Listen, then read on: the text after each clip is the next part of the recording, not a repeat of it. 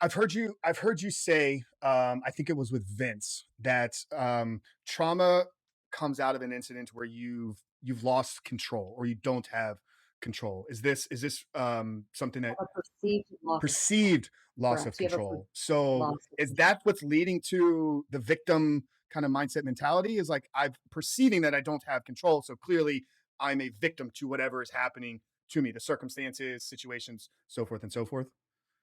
Well, it could be that, or it could be that, it's a little kid between the age of 5 and 10, and they don't believe they have control anyway, but that perceived loss of control helps them create a story that is not at all logical, but it's what fits what they know to be true. And so then you have a little kid who's basically creating the story that this isn't my fault, or sometimes it is their fault, right? So it can be this isn't my fault, and then you go right into perhaps victim mentality, or this is my fault, and everything is this person's issue moving forward, right? So it's very unique how the brain does it, but based on that little child and what that child is experiencing, they're going to come up with something, even if it makes no sense. And that story is going to become the program that drives their subconscious brain. And that subconscious brain is running at 11 million data points a second, and the conscious brain only can take 40 data points a second. So you're basically, every single one of us is run by that subconscious brain with the trauma leading the charge, which is a wild concept. Like your entire perception of the world is based on those 11 million data points. And that those are based on the story and the program you came up with as a young kid to survive. The subconscious brain has 11 million data points A second, per second. The conscious brain has 40. 40. So when we Yeah. look out in the world, literally the world that we're perceiving and seeing is being ran and controlled.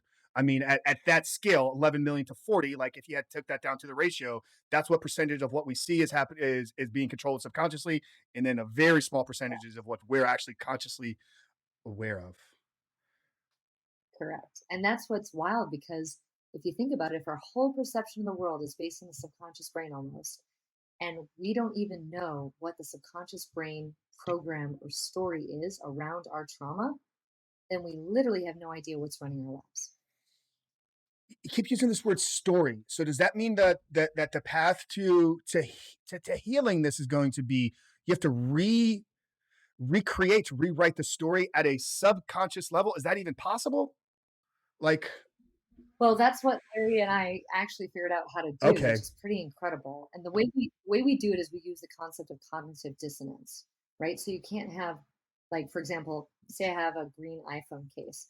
I say this was fully green. I couldn't say, hey, this is green and it also is white. It can't be both of those Mm, things at once. It's either green or it is white. And so we use that concept by creating, okay, if the story that you have in your mind, which used to be true when you were a little kid, if we use that story and then we juxtapose it, we compare it to a truth that might be a completely different story, you can only have one thing exist as the truth in your mind at any one time. So you can either choose the old story, the old truth, or you can choose a new truth that's more in alignment with your current environment and the reality of who you are today. So that's where if you try to hold both, you can't. You can only hold mm, one or the other.